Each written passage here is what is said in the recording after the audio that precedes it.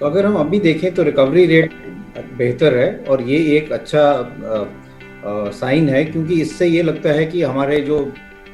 Health care infrastructure में जो strain पड़ रहा था बेड्स का, ऑक्सीजन का,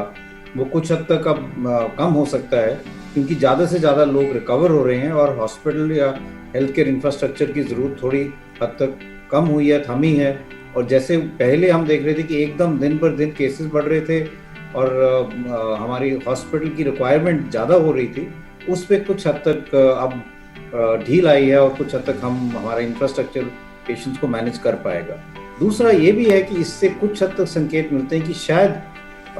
हमारे जो केसेस हैं वो अब कम होना शुरू होंगे। हम पीक की तरफ पहुंच चुके हैं या पीक को पार कर चुके हैं। मेरा ये मानना है कि कई क्षेत्र ऐसे हैं जहाँ पे हम पीक अब कम होने लगेंगे।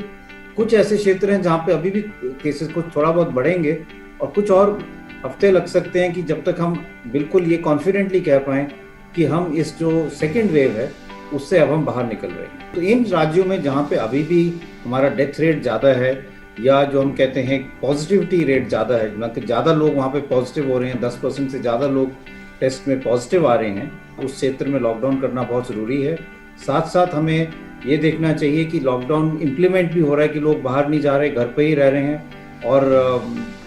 भीड़ नहीं इकट्ठा हो रही और चेन ऑफ ट्रांसमिशन को हम तोड़ पा रहे हैं, जिससे वायरस जो है एक व्यक्ति से दूसरे व्यक्ति में ना फैले, क्योंकि ये ह्यूमन टू ह्यूमन स्प्रेड है। तो अगर हम चेन ऑफ ट्रांसमिशन को तोड़ पाएंगे तो हमारे केसेस भी कम होंगे।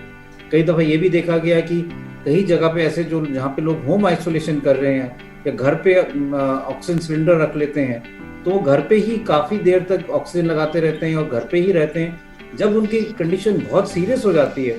तब वो हॉस्पिटल की तरफ आते हैं और तब उनके फिर ट्रीटमेंट जो है वो डिले हो जाता है, जिससे डेथ या मौत हो सकती है। इसलिए मैं ये भी कहना चाहूँगा कि एक डेथ ऑडिट करने की ज़रूरत है और वहाँ पे हमें डोर टू डोर सर्वे करके जो भी व्यक्ति जिसकी सैचुरेशन कम हो रही है या बुखार तेज़ हो रहा है या जिसको कोमॉर्बिडिटीज़ हैं, डायबिटीज़ है या हार्ट की प्रॉब्लम है, इन व्यक्ति को हॉस्पिटल में जल्दी एडमिट करना चाहिए। घर पे ज़्यादा देर ना रहें, क्योंकि घर पे अगर वो ज़्यादा देर रहेंगे और एकदम डिटीरिएट कर जाएंगे तो फिर उनको जो ट्रीटमेंट है वो डिले हो सकता है। ये भी बहुत ज़रूरी है, क्योंकि हमें केसेस तो कम करने हैं पर अपना डेथ रेट भी कम करना है। जितनी ज़्यादा लोगों की हम जान बचा पाएँ वो पूरी कोशिश करनी चाहिए।